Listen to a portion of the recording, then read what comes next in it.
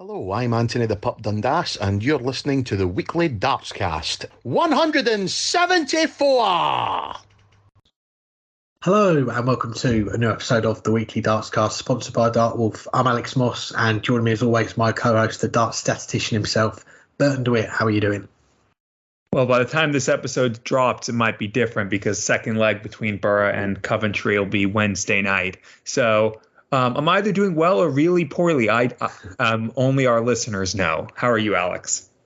I'm doing okay, thank you. Fingers crossed you'll be doing all right when this episode comes out. And I seem to say this every week, but we've got another busy weekend in the world of darts to look back on. Two guests joining us on the show this week both had memorable weekends on the oche. Rhian O'Sullivan not only kindly wearing our weekly Dartscast sticker at the weekend, but going on to win her first Women's Series title. She'll be calling in a little bit later on. Plus, we've got Sudesh Fitzgerald, fresh from partnering up with Norman Madhoo to win the CDCL World Cup of Darts qualifier, booking a World Cup debut for Guyana in a month's time. He's going to be stopping by as well. But from two players that had memorable weekends to another player who also had a successful weekend, and we'll start the show with a look back at events in Prague, where Peter Wright became only the third 8-time European Tour winner, a first ranking title of the season for him, beating Dave Chisnall 8-6 in the final of the Czech Darts Open on Sunday night. But for Peter Wright, how timely was this title win for him?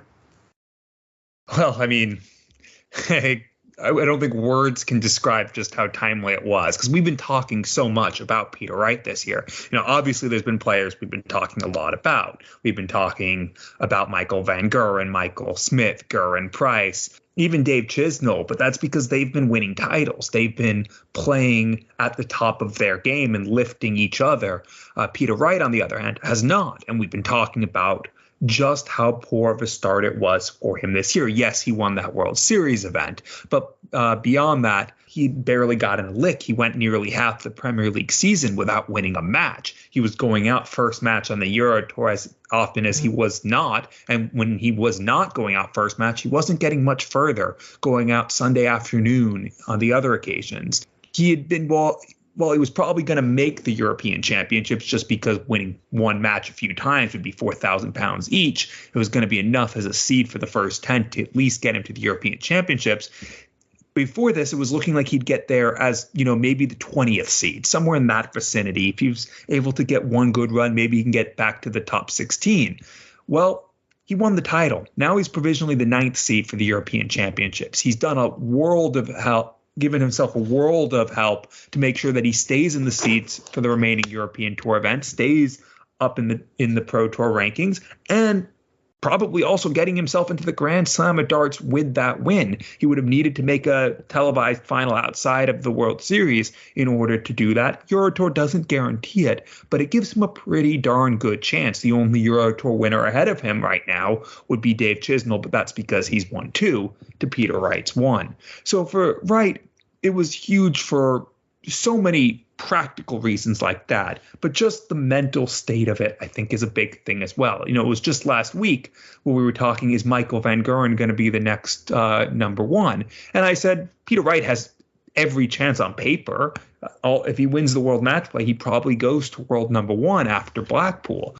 But that didn't seem likely. I said, could he find his game out of nowhere? He's done it before, and he could go and win something, but it just seemed less and less likely. Peter Wright has had 9 lives already. How many more does he have? Okay, granted, he's a snake, not a cat, so who knows? But either way, it seemed unlikely, but Peter Wright had done it before, and now he's done it this time. And it wasn't just that he won the title. After that first match, maybe he didn't look the best player, but he looked pretty darn good. He looked as close to his number 3, now number 2 ranking as he had looked all year, and probably for the last 12 months, because he wasn't playing great for most of last year. I did mention at the end of last year, it was looking like he was getting into his game until his wife was in hospital.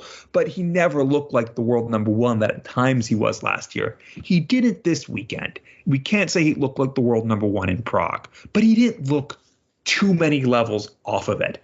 And considering for much of this year, he didn't look like a top 64 player at times, that was a hugely needed run for him. And I don't know what more to say. Let's see how he kicks on from here. Let's see if he duplicates that. There's still 2 more European Tour events before the World Matchplay. There's still a handful of Players' Championship events before the World Matchplay. And the World Matchplay might not be the World Championships, but it is the second biggest event on the calendar, at least on the ranking calendar.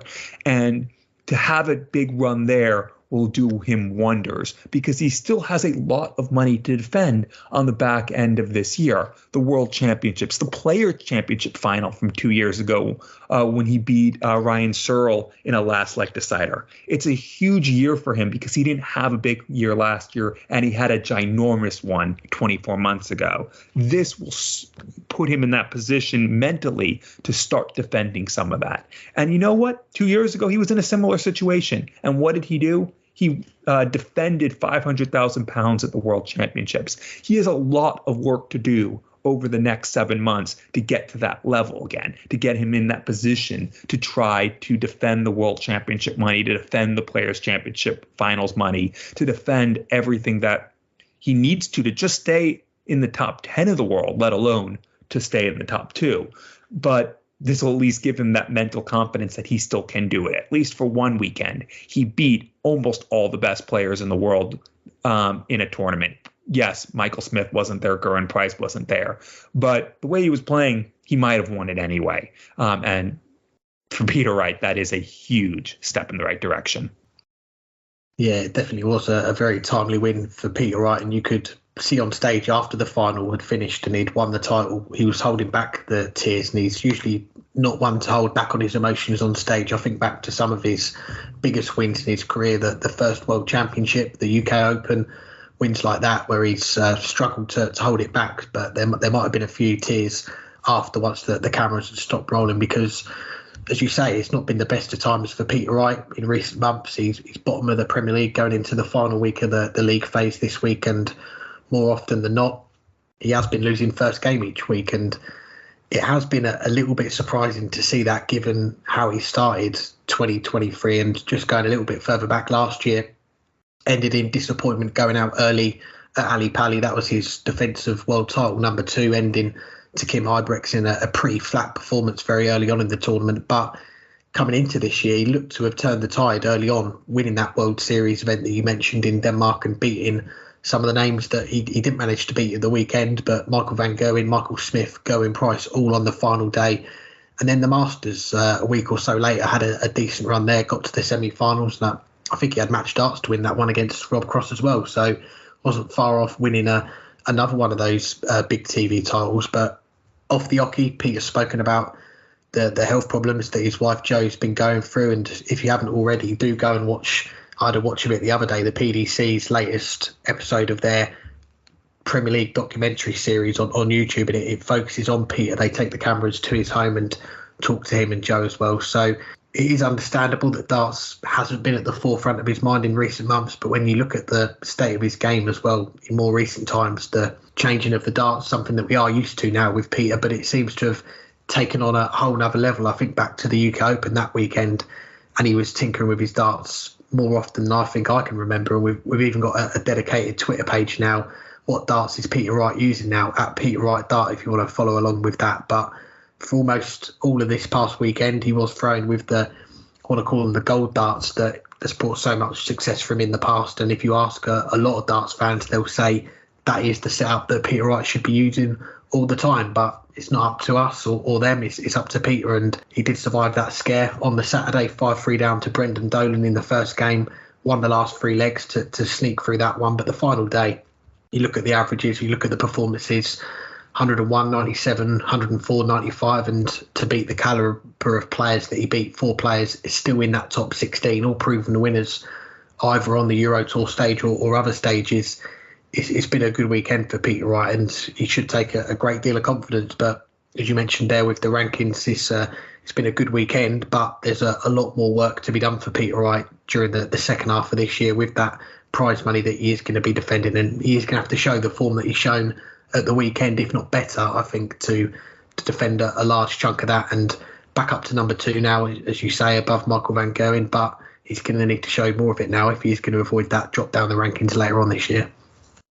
Well, we'll see how that transpires, and obviously we'll continue to talk about Peter Wright as the year goes on. But that's not the only thing that we're trying to see how it transpires, because the race for the European Championship is now more than half done. 8 of the events already completed, and attention will now start to turn to the race for the European Championships. How do you assess that race to Dortmund as things currently stand?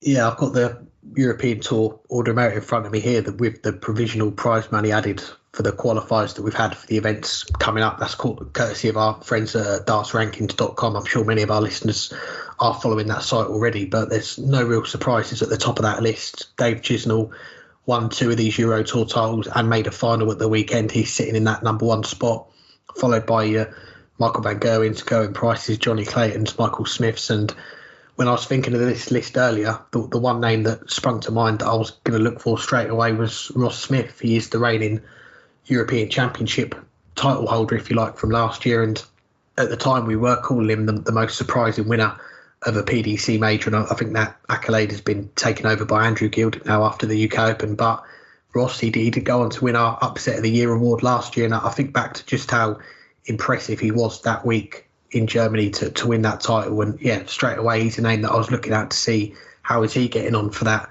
lineup for Dortmund and trying to defend that title. And as someone who's not in that Pro Tour top 16, he's not far off it. I think around 18 or 19 now. So he's actually getting close to being seeded for these events. But all of this year, he's had to go through those qualifiers for the Euro Tours. And we already know how much pressure is on players to win through those, because you've got so many established names that are having to go to these qualifiers, that you've got your James Wade's, Gary Anderson, he started playing in a few more of them now as well. Christoph Ratajski, you've got players that have been seeded in the past for these events having to go to these qualifiers. And every credit to Ross Smith, because he's qualified for 7 out of the 10 so far, and he is sitting 22nd on that Order of Merit provisionally. So good to see that he's well on the way to qualifying for the European Championship. And looking below Ross, you've got 10 players occupying those last 10 provisional spots in the field. 8 of them weren't in the field for the European Championship last year, and you've got players that are trying to get back in, the likes of Raymond van Barneveld,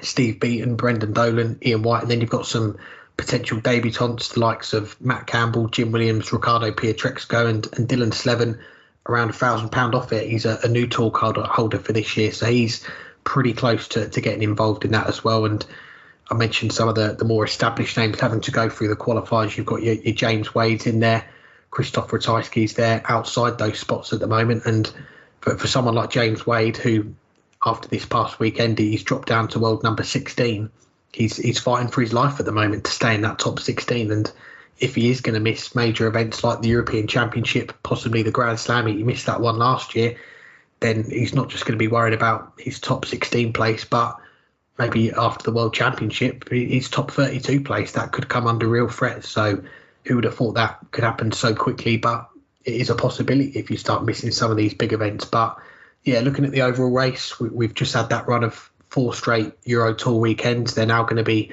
spread out a bit more evenly. We've got one at the end of May, one at the end of June going into July, and then the last 3 September, October time. So still 5 more events to go. I think we're probably going to focus more on it after we've got the World Matchplay race, the World Cup race for a few players, and the Grand Prix as well. But yeah, I think some players, they are going to have half an eye on it now. We could see some of the top players high up on that list start to skip some of these events towards the back end of the year, be a bit more selective now that they look like they're qualified. And who knows how much of an effect that could have on players then being seeded for these events, and that could push them into the field as well. It's tough to talk about this when 3 of the 5 events we still don't know who's going to be in the field, because there haven't been the qualifiers for the last 3 European Tour events, but there have been for the next 2. And obviously there's still a lot of time, there's still a bit of time to go, but there's a bit of a gap right now between, let's say, the players in 28th and the player in 33rd. You know, adding the 1,250 pounds for the qualifiers for the next 2. Ian White is currently in 28th place. He's qualified for all but 2 of them, but he hasn't won many matches. But he's 3,500 pounds clear of a 3-way tie for 33rd. that's not a safe gap. You're probably going to need 16, 17, maybe even 18,000 pounds when it's all said and done, because of how much money there goes for winning a match. But maybe not. Maybe you'll get in with on the lower end of that. And Wright, a couple more qualifications and maybe a win or two will get him there. He still has work to do, but he's in a very good position. It looks more like there's 4 spots to play. Of those 4, Gabriel Clemens, he's not qualified for the next 2, but that's because he's going to be one of the home nation players, so he's automatically there. He has to win a match for the money to count, but that would be, if he wins a match, 2,500. That lifts him to 14,000. Same for Ricardo Pietreko. He's currently the last person in, but he's going to be one of those home nation qualifiers. That's, again, a huge opportunity. Winning a match at either of those is 2,500 pounds. Winning it at both, that's 5,000 pounds, even if he goes out next match. That would get him, if he wins both of those, very close to that magic number of 16,000, 17,000 pounds. The other people right there, Chris Dobie, he's not qualified for either of the next 2. Jim Williams, he's qualified for just 1. They're currently inside, but their lead is not by much, with Simon Whitlock, who's qualified for both, just outside it. Kim Hybrex, he's qualified for one of them, just outside as well. It's going to be really come down, I think, to those last 3 qualifiers, because if you can win through those, if you can do what Ian White's done so far, that's 3,750 pounds up for stake, just in what is in essence a match behind closed doors, or a set of matches behind closed doors. You win 2 or 3 matches in a row for those 3 qualifiers, and you're there. And that's a lot of money, and that's going to decide who. I shouldn't say it's going to decide. It's going to go a long way towards deciding who is going to be there. But, there's other players who aren't safe yet. Steve Beaton, even. Beaton trying to get to the World Matchplay after 2 years out, trying to get to the World Grand Prix after 2 years out, trying to get to the European Championships after a few years out. He's right there as well. Right now, 14,750. He's in one of the next 2. Again, just a couple. Winning a match there and maybe winning a qualifier will probably get him there. Might even get him winning a match of the next one, might get him to the World Matchplay as well. But then there's also that race for higher seeding, and that's where I want to leave off on this. Dave Chisnell, currently the top seed because he's won 2 of these, but Michael Van Guren is right there. Gezi, who's missed the last couple Euro tours after deciding to withdraw from the qualifiers, is next at 3rd. All of them are within 1 title of one another. And that race to be that top seed, I think is going to go all the way. Chizzy is playing really well. Obviously, 2 titles, a final, back-to-back finals, winning half of those finals. He won the last Euro Tour last year as well. Maybe this is that year where he really establishes himself on the big stage. We know he's won Euro Tours before. He's made a lot of finals on televised events, but he's never put together this many good runs in front of a big crowd and been this consistent in front of a big crowd. But he has a lot of really tough players. The world number 3, the world number 4, the world number 6, and the world number 1 all breathing down his neck. That race for the top seed is going to be really interesting over the next few months. And I could see any one of those 5, or even Dirk van Dijvenbode or Luke Humphries, getting it together and lifting themselves to become that top seed for Dortmund. Definitely a race to follow. Well, we're going to continue our look back at the weekend and move over to the Women's Series. But before we do, let's hear from one of the winners on the Women's Series at the weekend for the first time. Here's our chat with the former World Championship finalist, Rhian O'Sullivan. I'm pleased to say I'm joined by one of the newest winners on the PDC Women's Series, Rhian O'Sullivan. Thanks for the time, Rhian. How are you doing? Yeah, thanks for asking me. I'm great, thanks. Glad to hear it and appreciate the time. And let's start with that win on Saturday evening. We know with these Women's Series weekends, 4 events crammed into 2 days, you don't get a lot of time to take stock on things, but now you are home. Have you had time to reflect on adding your name to that Roll of Honour? Yeah, like you said, it's a pretty hectic weekend and it's a heavy load, there's a lot of games on top of each other, but I'm absolutely delighted, and the support that I've had and the encouragement I've had since and before as well has just been amazing, really. So it's a load off my back, just to have that win against Bow, but just have a win in the PDCs. Well, I've been pretty close a few times, but not quite done it. But I'm very happy to say that yes, I'm glad I've done it now. And you mentioned the win against Beau Greaves in the final. That's the first time that Beau's lost in a women's series final. Did that make it extra special to win it, beating the player who general consensus is the best in the women's game right now? Yes. Only because personally we've had a lot of finals, semi-finals against each other recently in the last 12 months, and for me it's been a great relief just to have that winning line, or go over that winning line really. So yeah, very, very, very relieved and happy. Well, we'll come back to that win later on, but let's rewind back to the start for you in darts. Where did it all begin for you? How did you get introduced to the game? Many years ago now. 17, just playing at home with my father, and he said, we need a ladies player in our team. Would you like to share the driving? Meaning he was driving there, I was driving home. And then I just started there really, and I got picked up with another local league and played there, and then asked to play Super League, County, Wales, and then it's gone on and on from there really. So it certainly has. And when did the dream of playing in a World Championship at Lakeside, when did you start to think that could be a possibility? Really, I'm one of these, just take one day at a time and try things, But I went to a playoff about 11 years, 12 years ago up in, I think it was Bridlington. And I qualified from there really, and I just took one game at a time and found myself in the final against Trina. Didn't win that time, and I've come back 10 years later again, going through the qualifiers and coming through it, and losing out to Kirsty Hutchison in the semis. So, and from there really, I found this time round there's been a lot more support and a lot more acknowledgement for the women's game. So I found myself now with a very supportive management, very supportive sponsors. My husband is great and he's encouraged me everywhere I can go.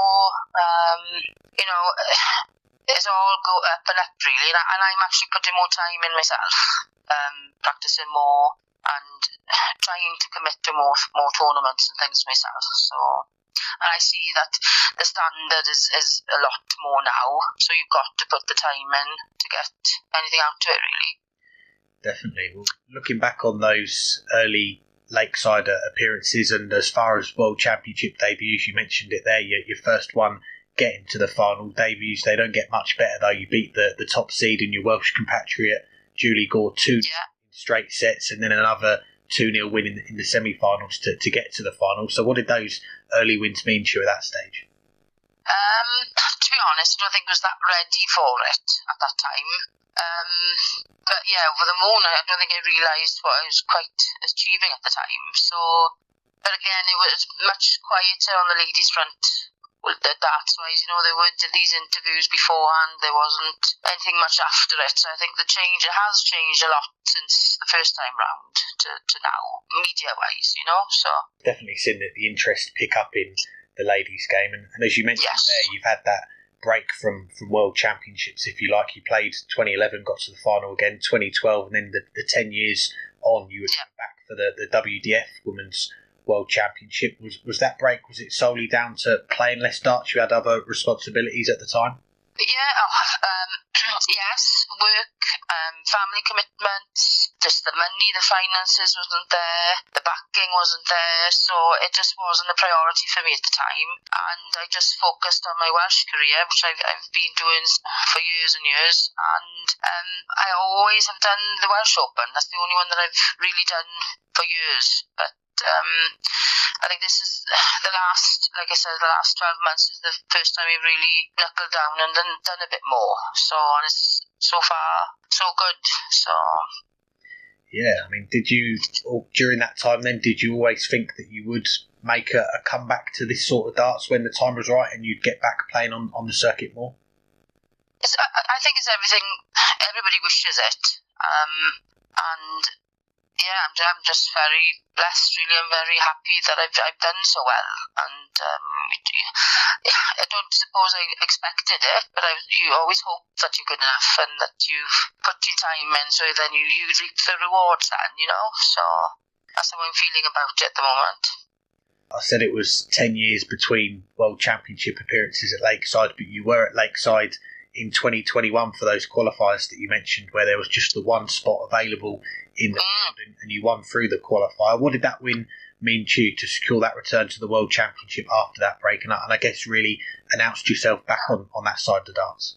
Well, at the time, we'd been through a lot of family bereavement, so I was just doing it as something that I thought they'd want me to do, and I think I got through just purely on emotions, to be honest. But I since then, it's just been something that I've enjoyed doing, and I'm thinking, come on, I can do it, and why not? And it was an impressive run that you had at Lakeside last April. 85 average in the first round, and 89 average in the quarterfinal, semi-finals, 2-0 down to Kirsty Hutchinson in sets. You come back, take it all the way to that last leg before being edged out. So how did you reflect on that week at Lakeside? I enjoyed every minute of it, to be honest, and I couldn't believe the darts I was throwing, to be honest, because at the time, again, we'd be going through so much bereavement and everything. It wasn't my first priority in everything, but I was there trying my best, and they just seemed to be flowing in. So since then, I've been committing more and practicing more, and the backing I've had from everybody, like I said, is amazing, and it's such an encouragement to me. So you just keep on going and doing it then.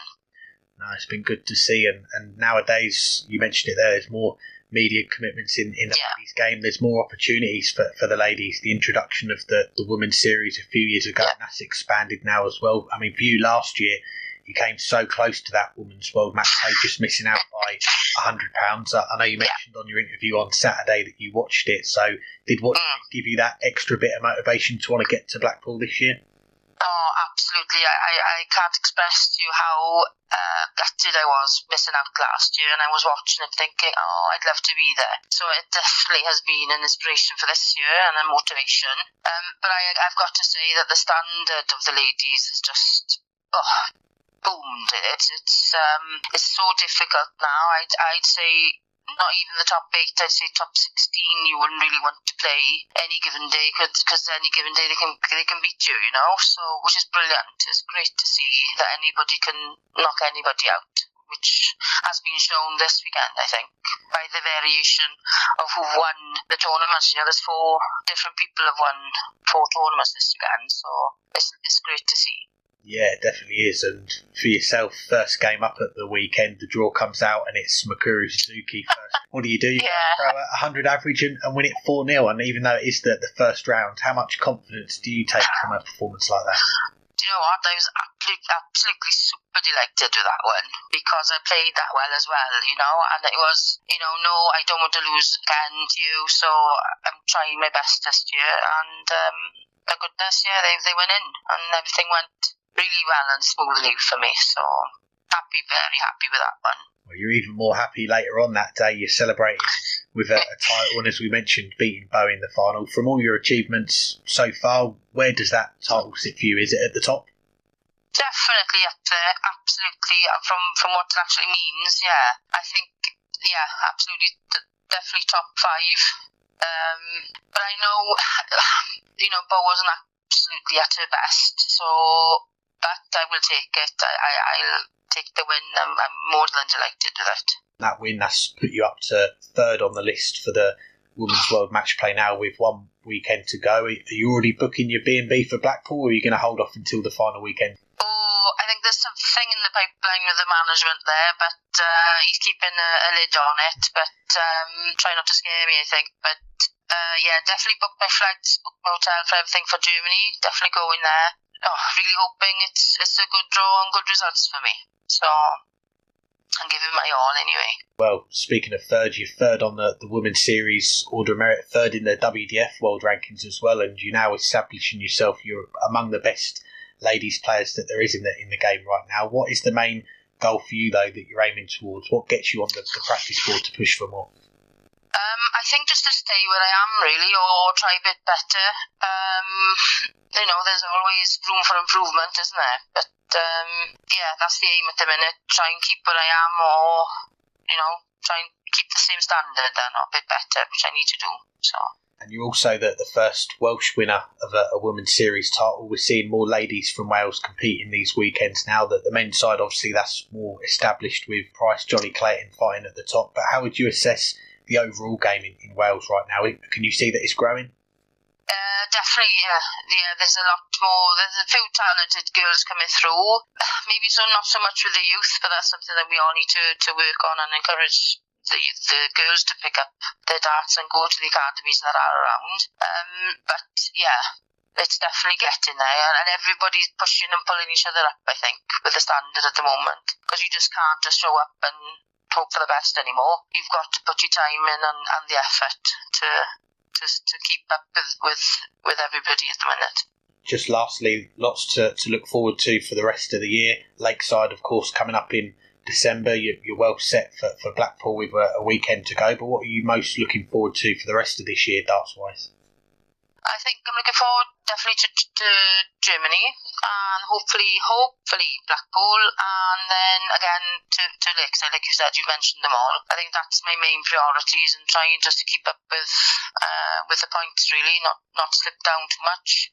I think I'm quite happy where I am, to be honest. I'm not going to be too greedy.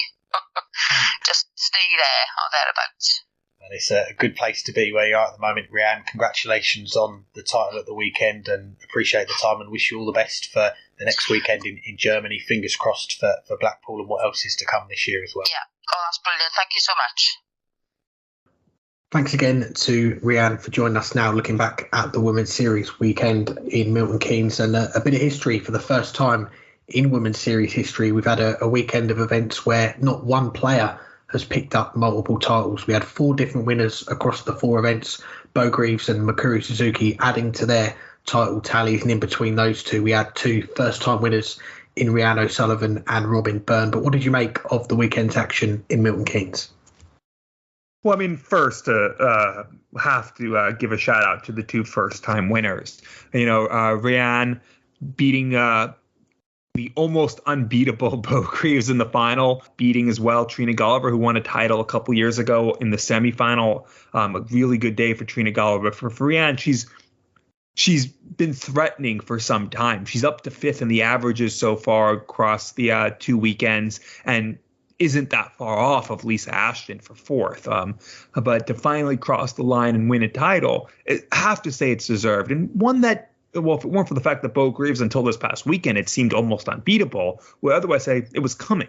Rhian O'Sullivan had put herself in that position too often to not eventually cross the line. But based on, the fact that Rhian O'Sullivan has been unbeatable, you might not have thought it would happen. But otherwise it looked like it was going to happen. It finally did. For Robin Byrne, she's also been putting herself in that position. She made it to a final against Bo Greaves, couldn't win a leg earlier this year. Other than that, she'd gone out a few times to 3 times actually to Fallon Sherrick so far this year. But that title, it might have come a bit as a surprise. And she wasn't the best player in that event, but she did the right things at the right time. Other than one match against Corinne Hammond, she was never pushed to a last leg decider, and that match against Corinne Hammond was her best performance statistically, averaging 85. She also beat Lisa Ashton, Laura Turner, who's made a bunch of finals now, not this year, but over the last couple of years. And it was a huge performance because it really solidified her chance to get to the Winter Gardens in 2 months' time. But the thing I really want to talk about is not the winners per se, but it's just the quality and the level that is now at the top of the game. I want to take us back 2 years ago to the second weekend in 2021. Yes, it was a shorter season. Yes, there was the pandemic.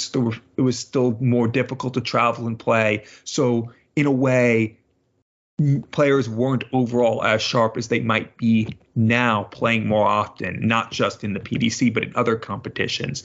But if you look at, and I will add, there were fewer players. There were only 66, 67 players in each event compared to the 100 that there were this past weekend. But there were also 6 events. So you had an additional 2 events to look at from the second weekend in 2021. Across that weekend, only 4 players averaged over 90 in a match, a total of 17 times for those 4 players. 8 for Fallon Sherrock, twice topping the ton, 7 for Lisa Ashton, and 1 apiece for Dita Hedman and Mikuru Suzuki. This past weekend, across only 4 events as opposed to 6, we went from the 17 from 2 years ago up to 28, and from 2 ton plus averages up to 7. We went from 4 players averaging over 90 to 6, and we went from just the 1 who averaged over a ton to 4. 4 players averaged over a ton this weekend. In addition to Fallon Sherrock, this time Bo Greaves did it 4 times, and once apiece for Rhian O'Sullivan and Lisa Ashton. For the 90-plus averages, 10 apiece for Fallon Sherrock and Bo Greaves. That includes the 90-plus ones. 3 for Mikuru Suzuki, all en route to the title in the final event. 2 apiece for Rhian O'Sullivan and Noah Lynn van Leuven, and just the 1 for Lisa Ashton. The ton-plus was her only 90-plus as well. But just that the number of times players are averaging over 90 has skyrocketed. The ton-plus averages has skyrocketed. And that has been what we were saying when the PDC first announced the women's series a few years ago, that the more the PDC puts on these events and the more often these players are able to play in what is in essence a professional environment, the better they will get. They will push each other. They will make each other play better. And yes, there are still players who are quite a bit behind the 6 names I mentioned now, but a few other players as well. Yes, those players are still not as consistent as the top players, even on the Challenge Tour. But they're getting closer. They're pushing themselves. They're improving each time, each weekend. And this weekend showed that. This weekend showed that there are a number of players who can play at the level that we take for granted that Bo Greaves will play at is not just 1 or 2. It's 8, 9, 10, 11. Yes, they don't do it as often as Bo. Yes, it means the fact that they don't do it as often means Bo Greaves is still going to win, even on a bad weekend, 1 title. On a fairly bad weekend, probably 2. But the number of players who can push her keeps going up. And we'll look back in 2 years from now, and I'll say, remember 2 years ago, there were 28 90-plus averages? Well, now there's 40, 45. That is what's going to happen as these players continue to push each other. And this weekend, we saw it, and we saw at least that first step where we're seeing new players like Noah Lynn van Leuven be able to challenge even Bo Greaves, even Fallon Sherrock at the top of the game. That is why you are the darts statistician. No, it's great to see. And just firstly, touching on that race for the Women's World Matchplay, we have got one more weekend before the cut-off, but it's interesting to see that the 4 title winners, they are at the top of that list, and they're going to be 4 debutants. They weren't in the field for the first stage of the Women's World Matchplay last year, so it's good to see more names coming through. And it was a really interesting weekend, and it started off, as you touched on it there, some might have predicted, with Bo Greaves winning the first title, posting those big averages that you mentioned as well, the 106, 97, a 101, then a 94 in the final, and beating 2 of those big names, Lisa Ashton, Fallon Sherrock in the last 2 games. And she was going on a tear in the second event as well, 4 90-plus averages to start, followed by an 88, another win against Fallon on the way to reach another final. And there she was stopped in her tracks by Rhian O'Sullivan. And you've just heard from Rhian on the show, and she mentioned about how many times in the past year she's gone on these deep runs in events, and it has more often than not been Bo Greaves that stopped her quite often.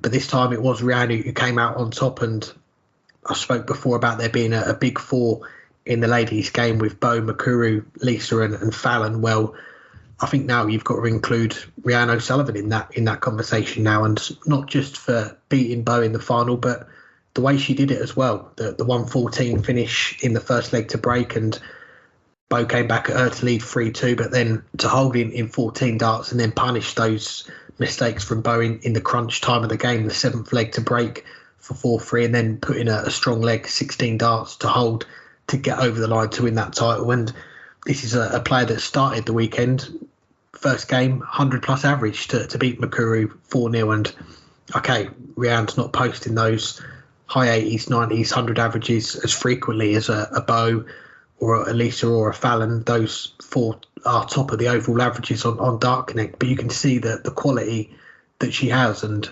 she spoke about it earlier with us about just how important that title win was for her, and who knows what it could now lead to, because I think she is establishing herself as one of the ladies to beat and one of the top ladies in the game. So I certainly think there's more to come from her, and these last 12 months or so we've seen her start to enter more events. She's often playing on the WDF circuit. She's committing to the women's series as well, and I think we're seeing that extra competition for her is bringing her game on, and she is closing that gap. And when she came back to start playing more on the circuit a year or two ago, the gap between then and now from her to the top players, that's shrunk for me. And I think she's won more women's series titles than Lisa and Fallon combined this year, so that shows you how well she's doing. And a word on a few of the other winners as well. Makuru in that second spot on the women's series order of merit after that title, so looking in a good position to maybe get back to Ali Pali this year. And again, someone that is producing some of those big averages. There was a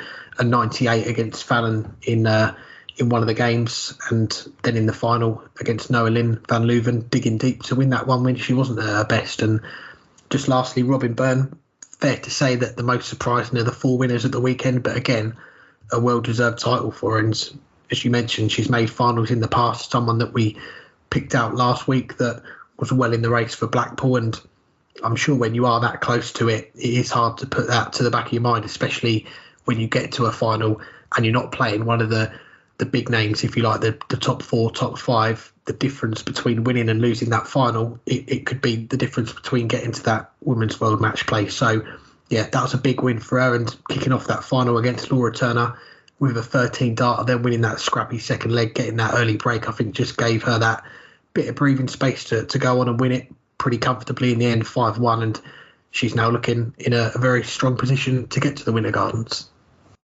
Well, before the Winter Gardens, though, there will be the Premier League playoffs at the O2 in London. But before that, there will be the final night in Aberdeen. And we'll come on to our picks for that in a moment, but we'll talk the big picture. The league phase reaching its conclusion on Thursday night. Top spot still on the line. It's very tight. 3 players still alive. Gerwyn Price on 36 points. Michael Smith on 33. Michael Van Gerwen, who at one point looked like he was going to run away with it, down to third on 31. But then there's also the race to determine who will be the last spot between Johnny Clayton on 24 and Nathan Aspel on 22. Who finishes top and who gets that last spot at the O2.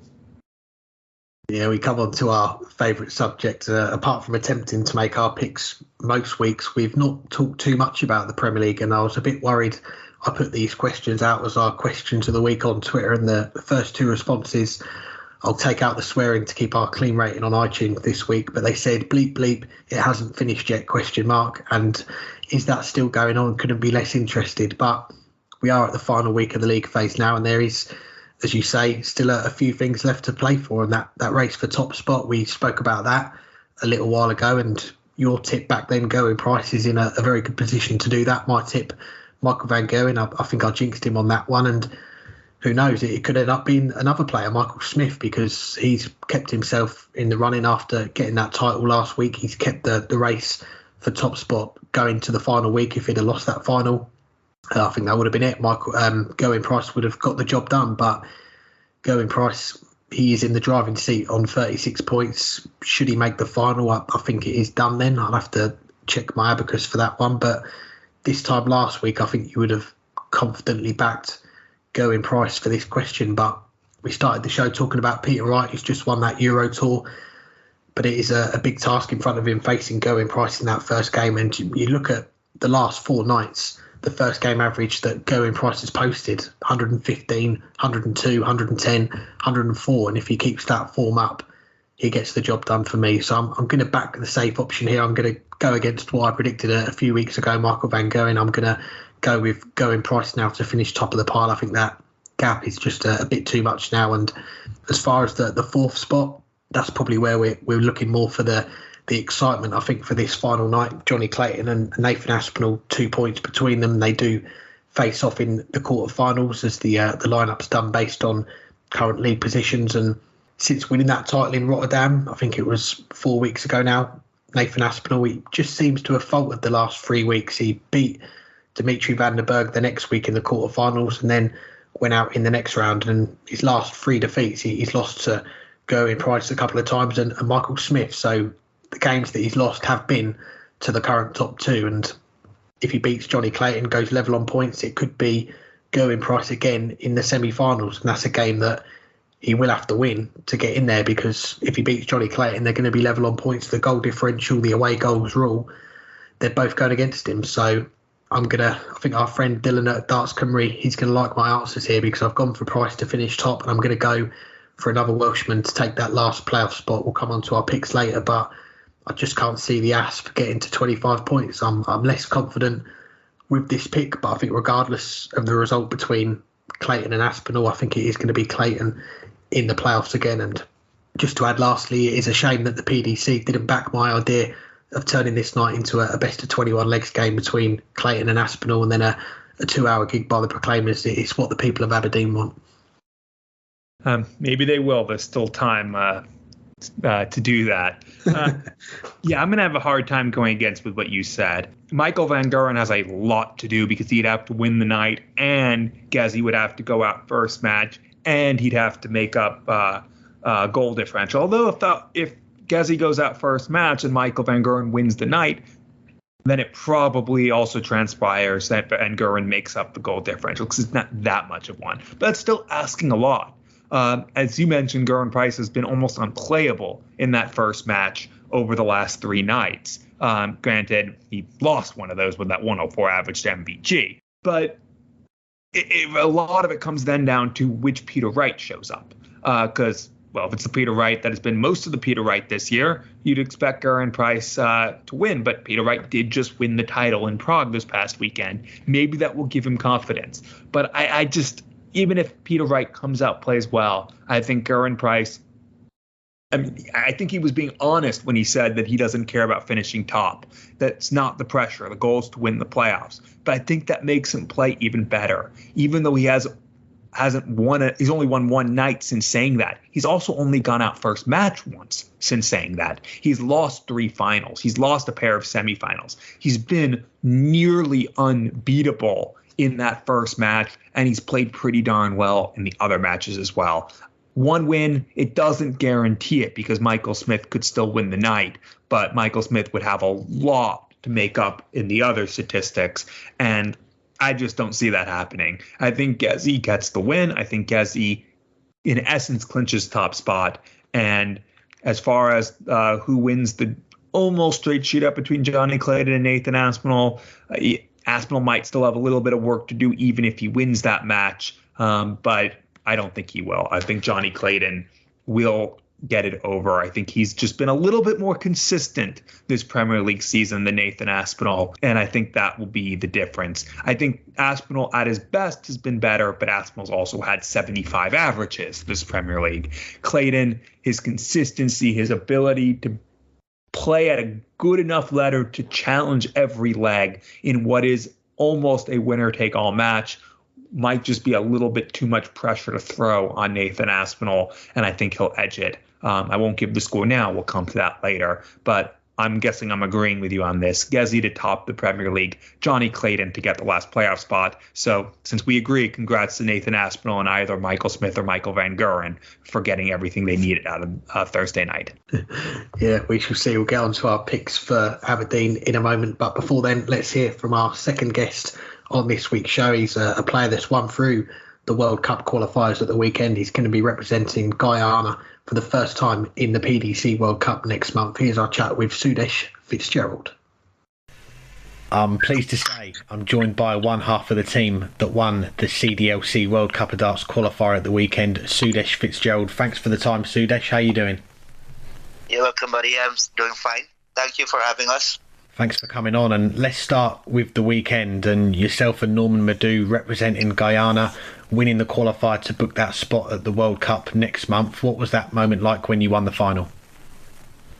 Well, for me, it was expected, because I know what Norman's capability is and I know what I can offer.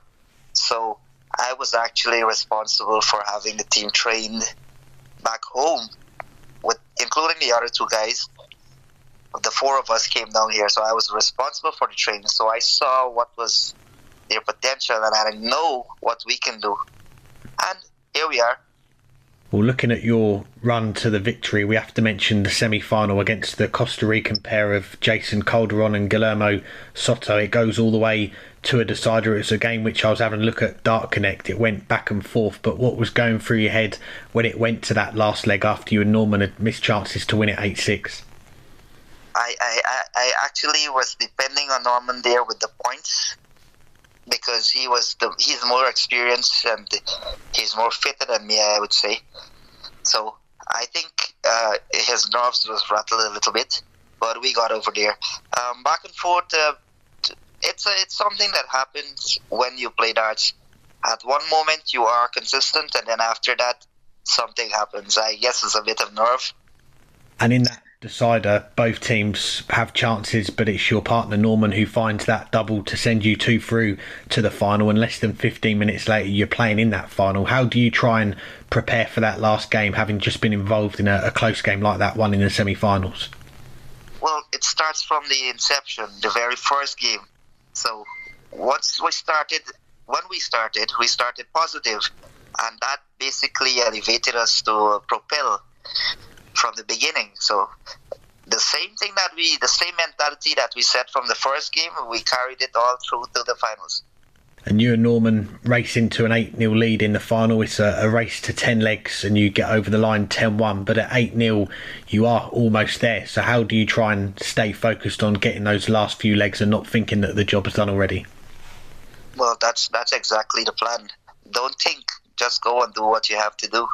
Well, we'll come back to the World Cup later, but I want to have a look back through your time in darts and go back to the very beginning, growing up in Guyana. When and how did you first get introduced to darts? I was introduced sometime around 2000, the year 2000.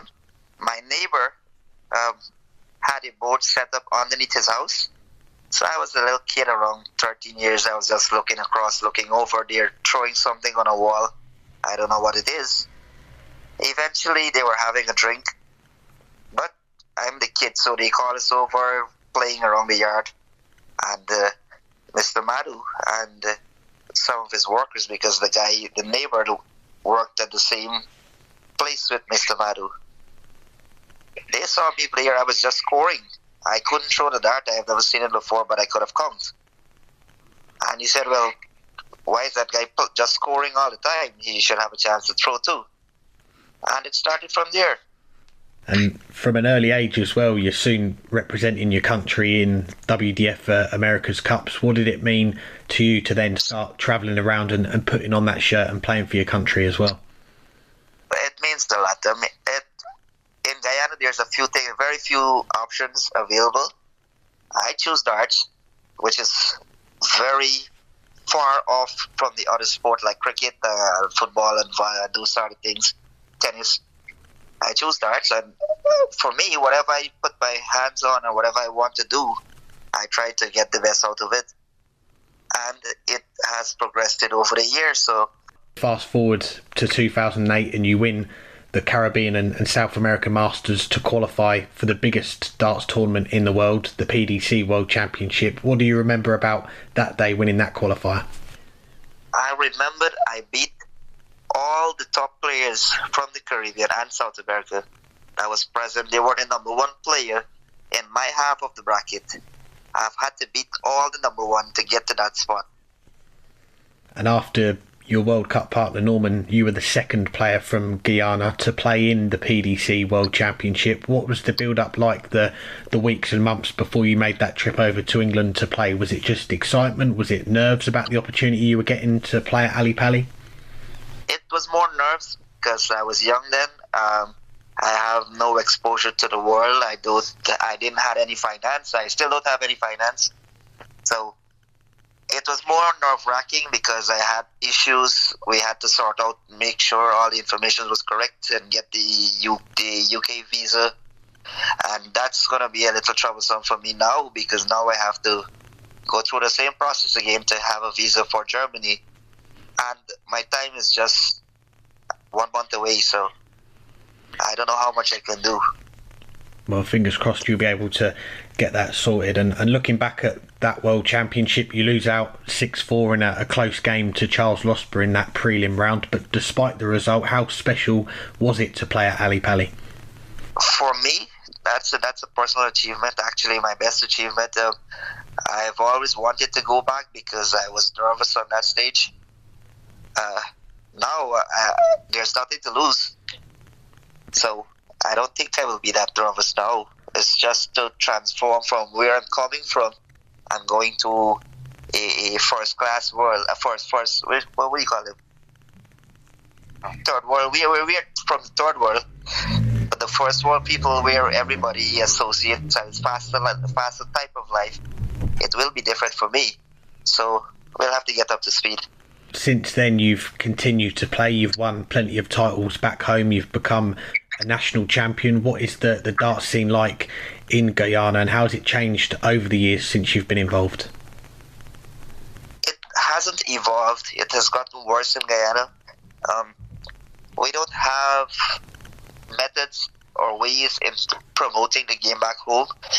I've been trying personally to elevate it there, but I'm only limited to certain things financially. To get exposure in Guyana, I don't know what else we need to do or what we're doing wrong.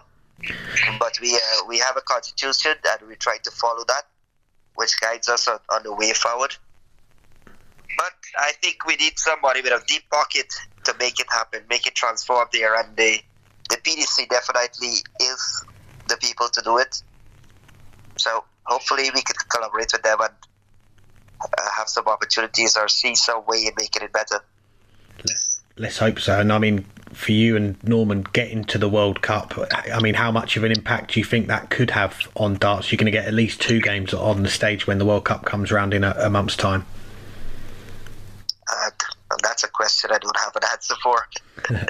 Well, back to yourself. You've come close a few times in recent years to getting back to Ali Pali. It's usually been Diogo Portela who stopped you a few times. How tough were those defeats, getting so close to the World Championship again? Did you use it as inspiration to come back stronger next time? My work always was to get to the event. My throwing ability, it's natural because I only play darts on Friday nights. I don't play darts every day. And for Friday nights, I play in a tournament that lasts for 2 hours, 3 hours. That's about it. So if I can be comfortable, then I would have the time to focus more on the game, spend more time playing the game. But there's other things, other more important things in my life that I have to work for first. So it is what it is. Definitely. And away from darts, we saw the community get behind you, support you. Last summer we found out the awful news that you'd been involved in a car accident and you were on life support. Can you talk us through that time and how difficult it was coming through that on the other side? For me, I can't say how difficult it was for me because I was unconscious. I didn't know anything. But I can say that it was my family that went through, my family and friends that went through the difficult part to dealing with that situation and dealing with me now. Now my wife has to deal with all the nonsense that I put up. And she's probably the strongest person other than my mom that I see backing me in every single way. Yeah, I was going to say, how much did having that support from your friends, your family, help you during that time when you were recovering from the injuries and learning how to walk again as well? It makes me feel important when people pays interest into me. It shows that I've been doing something and I'm getting some sort of reward. I was having a look through your Facebook page and it was November last year. You said to my fellow dart players, I'll be back either to get my ass kicked or kick some ass. So was that determination to get back playing always there, or was there a point where you thought you might never be able to play darts again? I've always wanted to play darts and I've always wanted to better myself at it in every single way. That determination was always there, and I applied it not only to darts, almost everything that I do. I try to be confident, I try to have confidence in people that surround me, and whatever I say, I try to make it as real as possible coming from me, out of my mouth. Anything that comes out of my mouth, I'm responsible for. Some may not sound good, some may not be right, but it is what it is. The World Cup, then the pre-qualifiers in Guyana to go and play in the World Cup qualifiers this past weekend. That started back in March, and you were one of 4 players to get through to that final stage. What did even getting that far mean to you after what you'd been through before that? Well, I don't have an answer for that. Basically, because the reason why I say I don't have an answer, I know that I have nothing to lose. The other guys, I can't speak for them. So there was only one thing that I could do, and that's go out and shoot some dart. I can't move around as I feel like because my legs wouldn't allow me to do, neither my hips. But I went out, I told them what needs to be done, and I participated and I elevated. Yeah, you certainly did that, and as we mentioned, you and Norman go all the way to win that spot in the PDC World Cup, and it will be the first time that Guyana has had a team in the competition. What's the reaction been like the last few days back home to you two winning the qualifier? Well, back home I have limited myself on the phone, but the guys are very supportive. We had 2 persons from our association here with us and helping us represent Guyana, trying to put Guyana on the stage again. The other fellas, they're all into excitement now. I have some friends back home, they're just waiting for us to get home so that we can do something, some sort of celebration or something. I don't know. I got a brain block or something. I don't know what else to tell you. Yeah, that's all right. Well, we're around a month away now from the World Cup, and as you mentioned earlier, in terms of yourself, getting your visa sorted is going to be what you're going to be focusing on in the short term. But what's the plan for these next few weeks to get yourself ready ahead of making that trip to Germany? Are you going to try and put in more hours on the board, play more events? What's the plan? Well, the spot has been closed for us now, so my job now is to get on the board as long as I can. I have the time now. I am not working, so I can do more hours on the board, but it's to transition from where I am to the world stage. That's another story. That's a long talk. And just lastly, before we let you go, as we touched on it, it's going to be a special moment for Guyana when you and Norman take to the stage for that first game. But for you personally, what do you think that moment's going to be like? Because it's been a long time since that World Championship appearance, and obviously the last 9 months for yourself recovering from the accident that you had as well. It's going to be a winning feeling. That's what we're going there for, to win. I know that we have the ability to throw good. The world champions, they miss too, so what's wrong if we miss a dart or 2? There's nothing wrong in that. This is what Mr. Madhoo has been working for since he started. This is what I've started. This is what I was working for from when I started.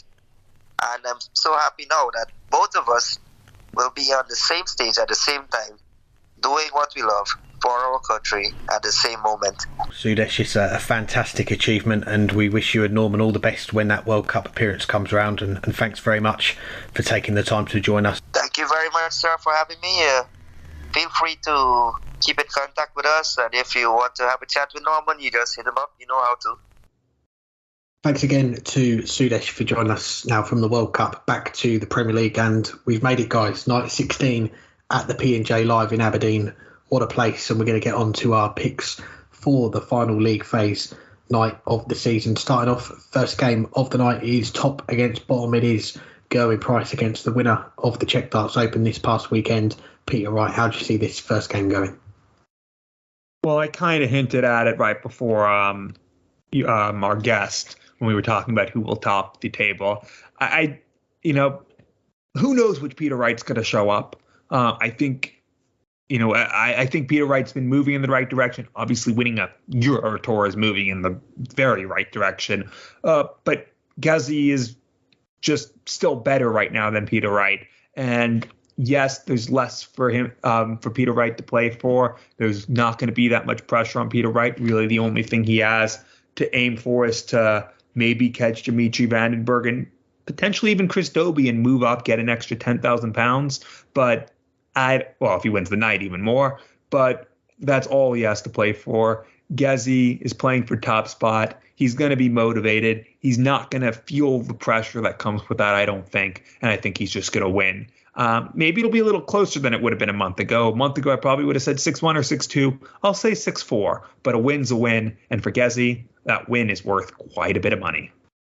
Definitely is. Well, before getting to my pick, a shout out to one of our guests last week, Kim Holden. Burton and I, we recorded the show, the rest of the show on Thursday while the Premier League was going on. But I spoke with Kim earlier in the week and I asked her for her predictions for the Premier League that week. And she went a perfect 4 out of 4. And that's not happened very often on this show this year. So she might even be top of our prediction league. We'll have to check on that. But getting to my picks, we touched on it earlier. We're making our predictions for top spot and the top 4, but I think Gerwyn Price gets top spot, and I know him and Michael Smith have won 4 nights each, but I don't think many people would begrudge Gerwyn Price topping this table. He's won 4 nights, he's made 4 other finals, and he's only lost 5 times in the quarterfinals. The first game, that consistency has helped him get to the playoffs with plenty to spare, and for the first time. And apart from Thursday nights, we've not seen much of Gerwyn Price in these last few weeks. He's not been on the Euro Tour, but that lack of weekend action, it doesn't seem to be affecting him. And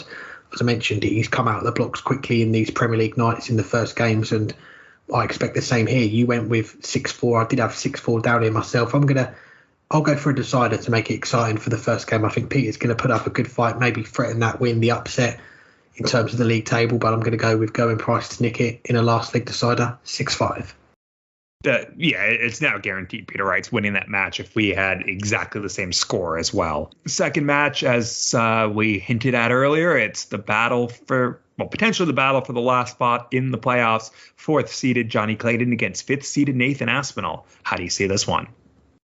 Yeah, I was tempted to change my pick to 6-4 then to jinx that. But the one quarter-final that everyone probably wants to watch, you've got 4th against 5th, and as we've mentioned, it's not quite winner takes all, but we know a win for Johnny Clayton and he's there, whereas a win for Nathan Aspinall, it's then out of Johnny Clayton's hands, and Aspinall can do it with one more win in the semi-finals. So it is an interesting scenario. It's a big game for both players, but both players are going to be approaching it slightly differently. You've got Clayton, apart from the nightly bonus, a possible semi-final and a final. Doesn't mean that much, but he can't finish any higher than 4th now. But I think all eyes for him is going to be on that first game and getting it done, not having to wait around to find out how other games get on. Whereas Nathan Aspinall, if he wins this first game, which he has to, he's then got to go again and win another game, as we mentioned, potentially against Gerwyn Price. So I said earlier, I think Johnny Clayton gets 4th, but it is a tough game to call, and I'm going to back Nathan Aspinall, but then I think he will lose to Gerwyn Price in the semi-finals and just miss out on whatever it is, goal differential or away goals or whatever the tiebreak is. So I'm going to go with Nathan Aspinall. I'll go with another decider 6-5 to keep his chances alive and leave the Ferrets sweating on that place at the O2. Well, I'll go in the exact opposite direction. I'm not going to go the same scoreline as you, last leg decider, but I think Clayton will clinch that last spot.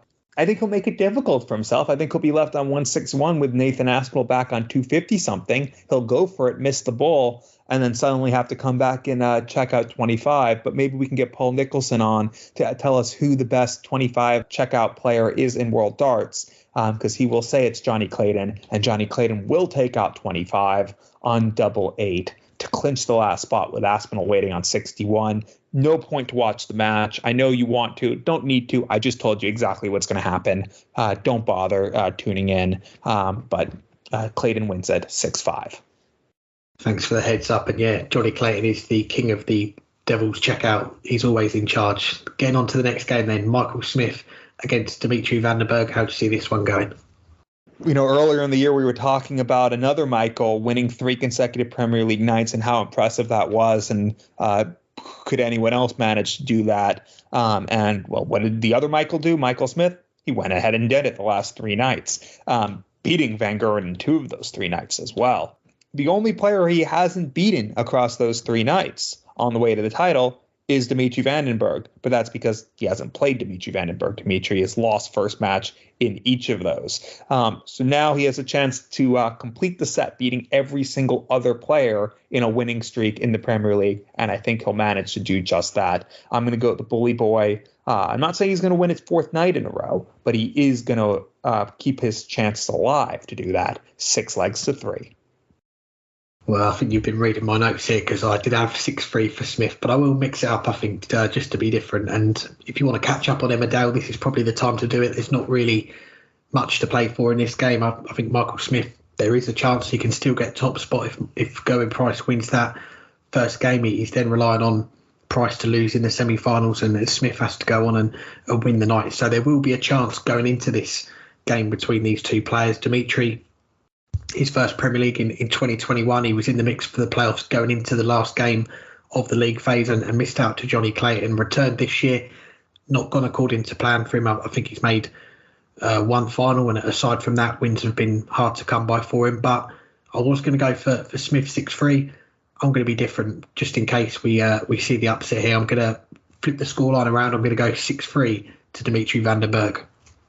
Wow, and it'll show that Smith wouldn't have won any of the nights if he had to play Dimitri in them, if you're right there. And then last of all, Michael Van Gerwen, third, but still has a chance to top the table against the unluckiest man in the Premier League, Chris Dobey, eliminated in sixth. How do you see this one? Yeah, I think Chris Dobey's going to look at this matchup with Michael Van Gerwen as a case of what could have been, because if you'd have said to him before a dart was thrown in this Premier League, you're going to beat Michael Van Gerwen in one of the finals, you're also going to whitewash Michael Van Gerwen 6-0 to reach another final, you'd say, yeah, I'll have some of that. And okay, it's only 2 games in a long season, but if you're doing those things, you're probably expecting to be within a shout of the top 4. And you said it there, he's been very unlucky in this debut Premier League season. He's played well so often, and I think I did a quick count earlier, 6 times in his first game of the night he's lost with a ton plus average, and there's been 2 other times where it's been a 97 or a 98. So he can count himself unfortunate not to be on more points and not to be closer to that top 4 going into the final night. And I wouldn't be surprised if we see Chris Dobey go on and make the final here, or even win it and show us what he can do. And it's just not gone his way for him, but I think there are positives to take for him in this first Premier League. He was thrown in at the deep end straight in after winning the Masters. Not much time to prepare for that, but he has conducted himself well all the way through, and I think it's going to make him a better player in the long run. So I went with Dimitri in the last game. I wasn't planning to. I was planning to go for Chris Dobey in this one, though. I think he gets another win over Van Gerwen. I'm going to go 6-4 to Chris Dobey. Well, I was also going to go Dobey, but since you changed to be different on the last one, I'll change to be different on this one. I mean, Dobey is within a shout of the top 4. It just has to be a really, really loud one. But he obviously not there. It is in a way sad because he played at a high enough level. And if you look at the averages, he's 4th. He's ahead of the 2 players ahead of him fighting for the last spot by a couple points. He's nearly 2 full points ahead of Aspinall on the averages. He's nearly 3 full points ahead of Clayton as well. And he's just a smidgen off of Michael Smith for 3rd. And Michael Smith's only gone and won 3 nights in a row. But it's not averages. It's wins. It's results. And even though he's, as you mentioned, all those times averaging 102, 103, 104, well, he was losing. And that's why he's in this position. He's beaten Van Gerwen in 2 of his biggest moments in this Premier League, but those moments didn't come enough. And Van Gerwen is still fighting, well, maybe won't be fighting for the top spot if Gasly has won his match, which I said he will. But he's still fighting to get some momentum into going into the finals. He can't afford any mistakes if he's going to retain the Premier League. And it starts by trying to get a night win on the final night. So I'll go in the other direction as you. I'll go Van Gerwen, 6 legs to 4. So for Peter Wright, for Chris Dobey, a disappointing end to the Premier League where he was very impressive. But, 6th place, not that bad. Anything else for this week? As always, we have to say a big thank you to our guests for joining us, to Rhian and Sudesh for their time this week. Thank you to our sponsor, Dartwolf. If you want more Dynamite Darts content, go to dartwolf.tv. Give Dartwolf a follow on Twitter as well, at Dartwolf180. Thanks very much to everyone for listening. Thank you for the continued support of the show. I think over the next few weeks, it's going to be a busy time for Burton and myself off air, away from this show, but we are going to do our best to bring you an episode each week or as often as we can. So do bear with us over the next few weeks. Hang tight. That's another phrase I could have used. That's your line, Burton. So I'll finish by saying, make sure you enjoy the darts. Yes, indeed. You could have said let loose. because if you hang tight too much and never let loose, you'll just constrict up. But no, it's always a busy time, but it's a good time to be busy. It'll make you enjoy the darts even more. So thanks to both Rhian and Sudesh. Thanks to all of our listeners. Let us know if there's anyone you want on as we get ready for the World Cup, as we get ready for the final few events before the World Matchplay. Or I should say the World Match Plays, because there's 2 of them now. Other events that are going on over the next couple months. We'll be back next week to recap some Players' Championship events. And just let us know. Let us know. We want to know who you want on. We're almost through all the tour card holders. We're going to do our best to at least get those that can speak English. If there's any we should go for, let us know. And we'll see you guys next week.